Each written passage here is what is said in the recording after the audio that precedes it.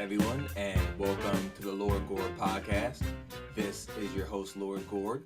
I'm giving you information that's factually correct and politically incorrect. I don't have a tune for you this week, so I'm just going to head straight into this. This week, I'm going to give you something short and sweet. Give you a few passing thoughts, just some ideas that have been bouncing around my head. I wrote down a few ideas and let's check them out. Passing thought number 1. Women that refuse to change their last name upon marriage aren't marriage material. They are hostile towards the institution, have one foot out the door, and are possessed by a cancerous ideology called feminism. Oh my gosh, yes. The kind of man that would marry a woman that refuses to change her last name. Let's just say that on average, I don't really respect those kind of men. Let's dive into this. So the man agrees to protect the woman. He agrees to provide for the woman. He agrees to build upon the woman. And he agrees to sacrifice himself for the woman. And she can't take his last name? Imagine if they have children. What last name are the children going to have? Are they going to have some hyphenated name like these bastards all across the United States of America? And then you have to think about, why don't these women want to change their last name? Oh, I'm independent. Oh, I don't do that. Oh, that's old-fashioned. Translation, they are hostile towards Western civilization. They are hostile towards the family. They do not want to fully integrate and be part of the family. And the reality is, they kind of want to be men, because men don't give up their last name to women. Women give their last name to men. The reason being is that they are submitting to the man. They are acknowledging that that man is going to be the protector.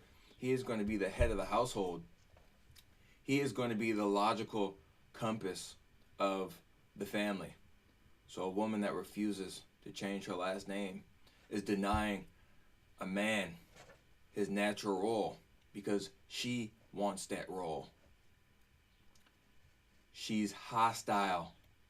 She's motivated by an ideology of resentment and anger. This is one of the first questions I ask a young lady. Say when you get married, will you change your last name?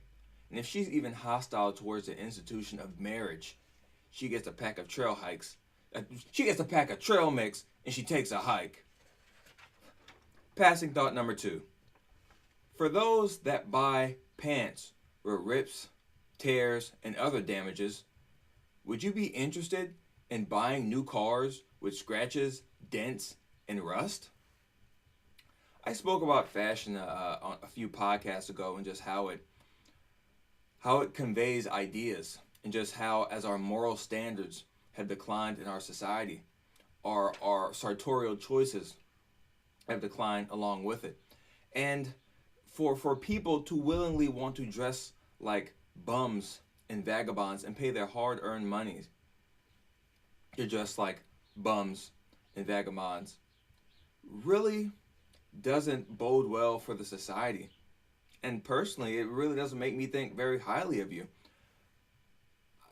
If they're two people and one person spends their hard-earned money on perfectly intact clothes and the other person spends their money on ripped clothes, I would think that the person that spent their money on intact clothes are a bit more mature and heady, and they understand the meaning and the ideas that clothing conveys. And I really just don't understand the fact that someone's paying their hard-earned money for damaged goods, for brand new damaged goods.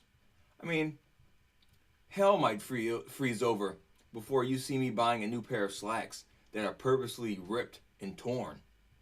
If I see a new pair of slacks that are ripped and torn, I'm going to turn them in for a brand new pair. I just don't get it. I really don't. Just as a society,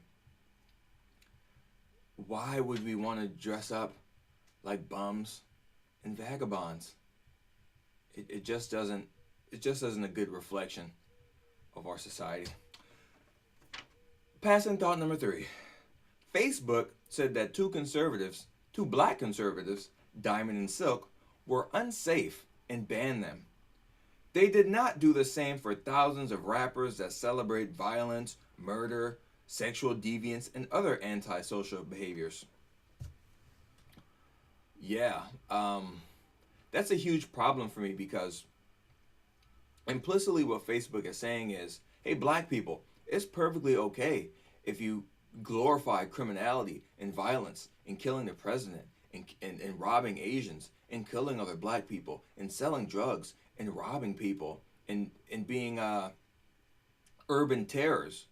But hey, black person, if you leave the prescribed political beliefs for you, if you don't think like the left wants you to think, then you're a problem. It doesn't matter if you make songs about uniting N-words and killing the police. It doesn't matter if you make songs about murder. It doesn't matter if you make songs about selling drugs or beating women. It doesn't matter if you make songs about how to rob Asian people. It doesn't matter if you make songs about white hostility.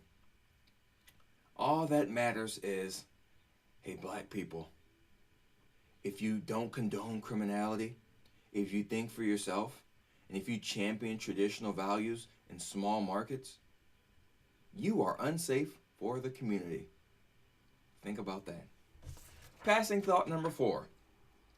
Colin Flaherty, my man Colin, a reporter, was banned from YouTube for telling the truth about black crime. Rappers with songs about killing police officers and doing all other kinds of criminal acts are perfectly allowed to stay on YouTube. And you guys have to understand that the tech industry is extremely leftist. They are knee deep, probably face deep in the myth of black victimization and identity politics and social justice, so on and so forth. So my man Colin Flaherty gets banned from YouTube for pointing out this culture of criminality, yet people who celebrate this culture of criminality are perfectly allowed to propagate their filth. No one says anything to them. Snoop Dogg can make an album called Make America Crip Again, a Crip gang, which has probably killed tens of thousands of black people, and have the president of the United States assassinated. He still has a show on TV. But if Colin Flaherty made some video about Make America, I don't know, white again, and he had Barack Obama with a toe tag, that man would probably never be able to get a job in this country again. And that really shows the racism of the left. They hold black people to lower standards of civility than anyone else. How can you be upset with a messenger that's talking about the truth, that's affecting black people negatively, but you don't say anything about the black people that are literally celebrating and glorifying this violence and this criminality and this antisocial behavior? I mean, it doesn't make sense to me, but in their world, it perfectly made sense because blacks are not responsible for their own actions because they're just little puppets or trinkets that are controlled by white racists. I mean, these white racists are like Galactus or something in their world, which shows that they are the real white supremacists and they are the real racists. All right. Passing thought. Leftists claim to hate shame tactics, but are perfectly content with shaming their opponents by calling them Uncle Toms, racist, sexist, homophobic, so on and so forth. Oh my goodness, yes. If you ask for evidence when a woman accuses a man of something, you are blaming the victim. If you rightfully condone a woman's immoral sexual behavior and the damage that she's doing to herself and her children and the society, it's called slut shaming. If you point out the culture of black criminality and black dysfunction, they say that you're blaming the victim. But if you're someone like Clarence Thomas and you call out this black criminality and dysfunction for what it is, they will call you Uncle Tom, they will call you a sellout, they'll call you a race traitor. Is that not trying to shame one into silence and submission? If you criticize a certain religious doctrine that advocates for the killing of homosexuals and the castigation of women and world conquest, you're called an Islamophobe. But if you're if you're on their side and you criticize Christianity or you criticize Judaism, fair game. I mean, if you criticize feminism, the cancerous, culturally Marxist ideology that has done so much damage in the Western world, you're called a sexist, even though you're not criticizing a woman. You're criticizing an ideology. And also, most women don't ascribe to the idea and ideology of feminism because they're not crazy and mentally unstable.